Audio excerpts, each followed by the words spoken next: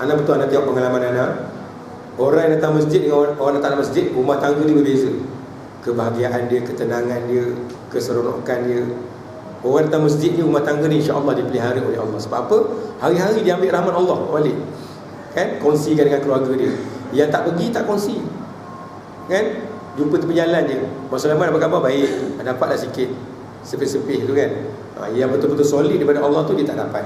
Sebab itulah pentingnya kita mengimarahkan rumah Allah Subhanahu. Sebab Allah sebut innama ya'muru masajidallah man amana billahi wal yawmil akhir. Hanya senya yang memakmurkan rumah Allah Ta'ala itu ialah orang-orang yang betul-betul beriman dengan Allah dan hari kiamat. Mereka lah yang layak dapat rahmat Allah Subhanahu wa ta'ala.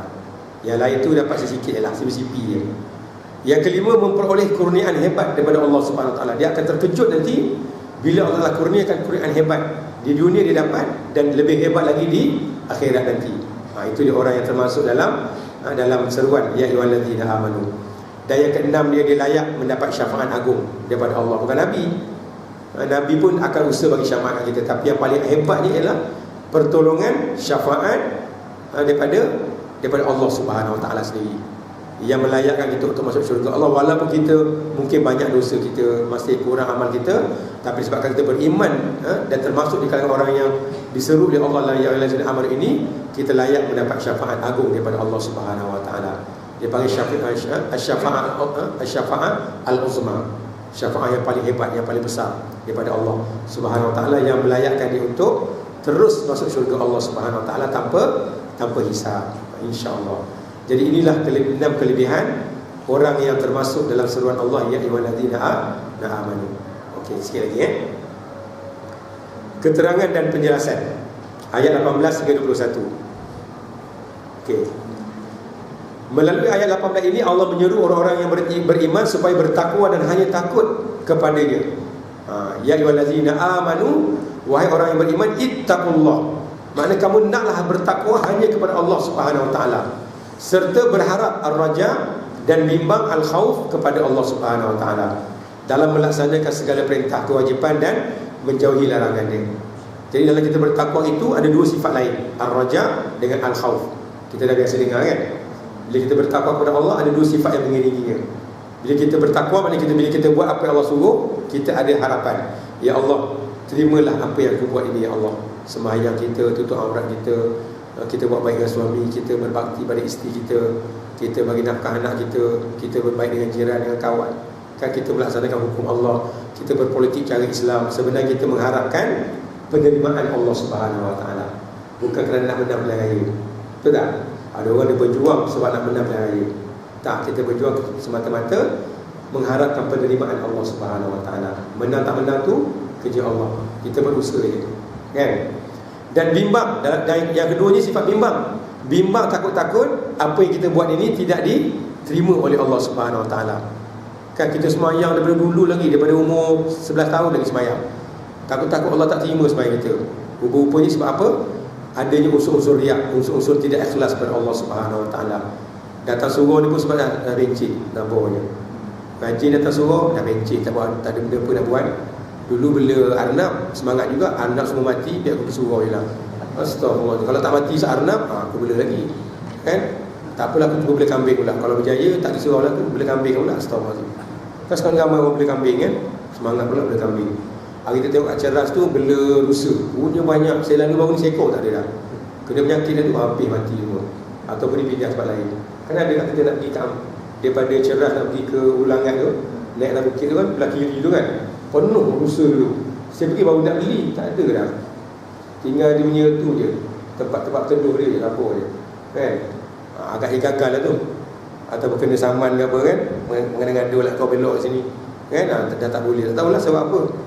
Tapi jangan sampai kita lupakan Allah dengan sebab-sebab urusan keduniaan ni. Tak salah, bagus sebenarnya, kan? Dan kalau boleh memang kita nak, kalau saya pun nak bela kambing. Lembu tak berani lah, kambing, kan? Kambing rusa tu okey lagi. Memang digalakkan, Nabi suka kita bela kambing. Sebab semua para Nabi dikatakan semuanya pernah membela kambing. Ada kelebihan dia. Tapi jangan sampai kita berjaya, banyak orang dah berjaya, lupakan Allah Subhanahu wa ta'ala, kan? Kambing tu lebih hebat pada Allah ni. Itu masalahnya, kan?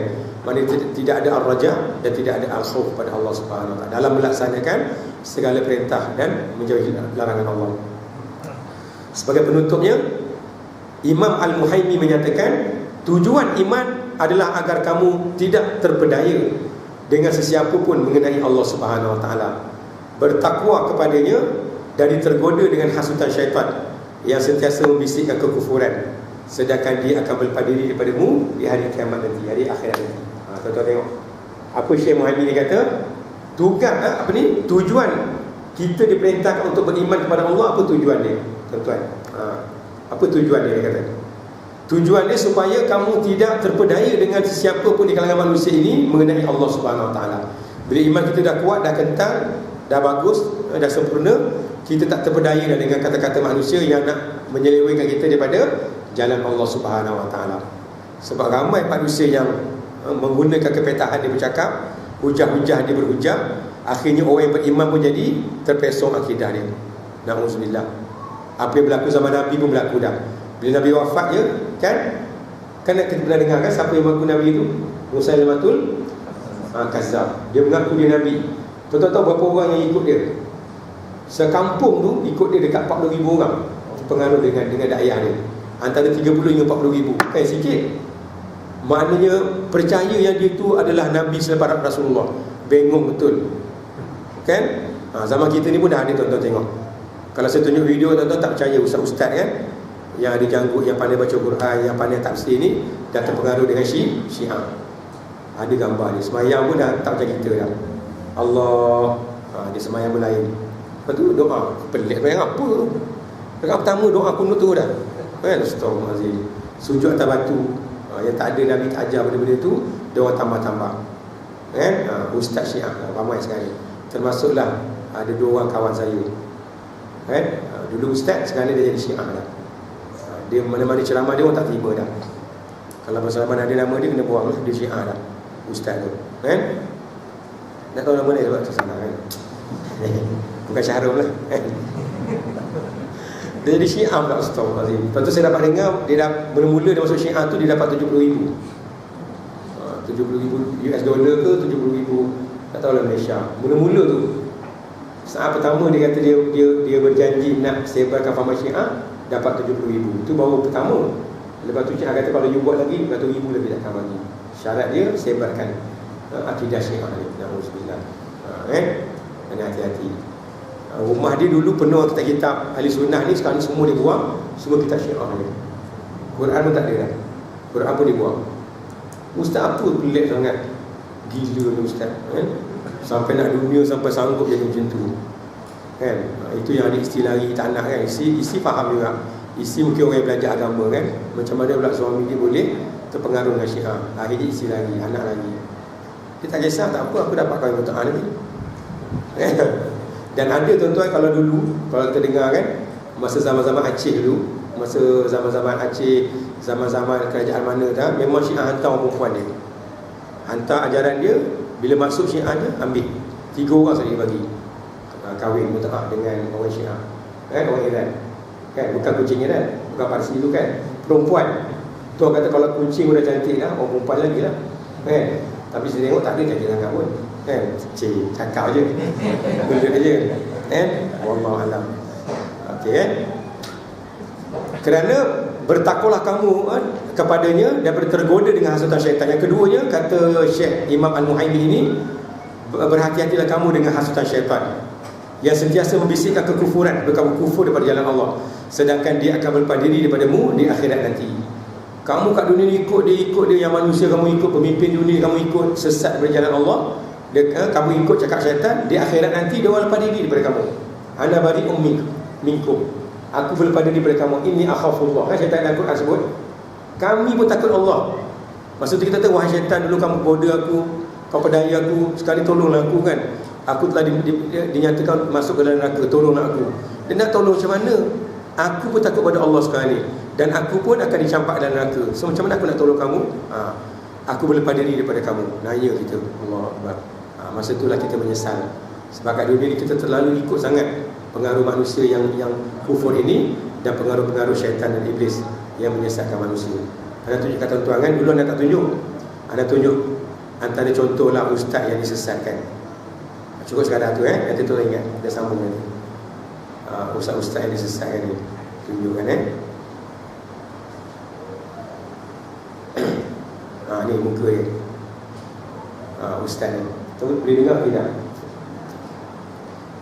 Bila masih kita cek. Tak keluar suara dulu. Dia.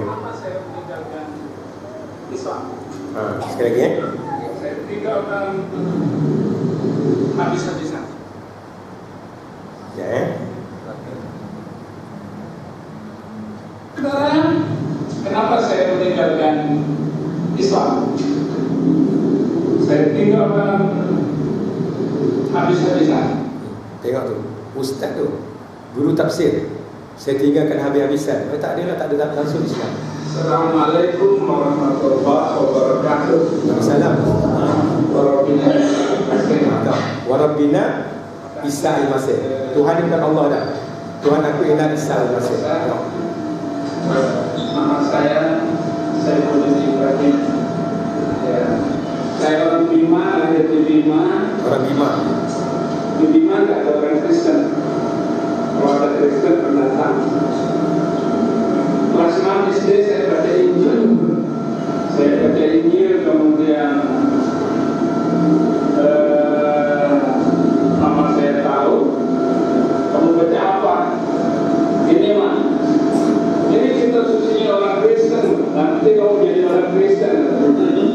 Saya bilang sama mama saya berjanji saya akan menjadi pembela Islam paling berani.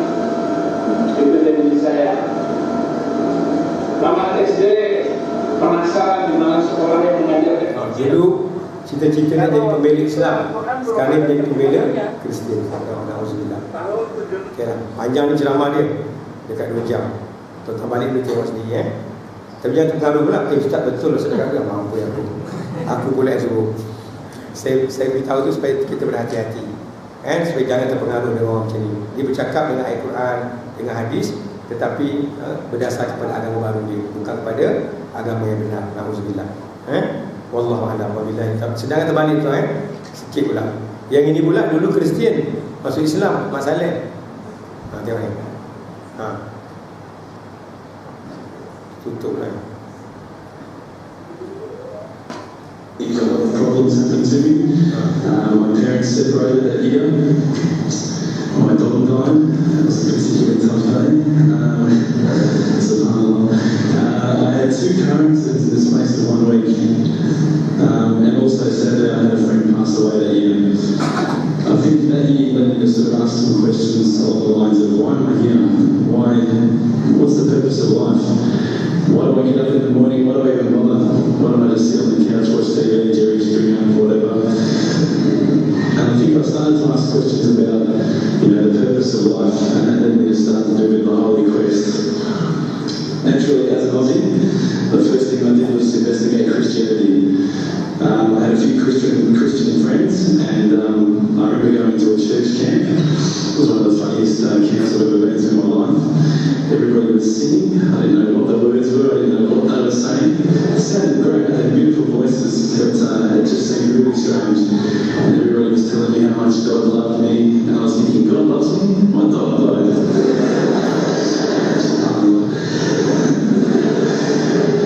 So I kept on investigating Christianity. Mereka awal sebelum dia masuk Islam. Lepas tu akhirnya sekarang dia menjadi pendakwah hebat. Terbalik pula.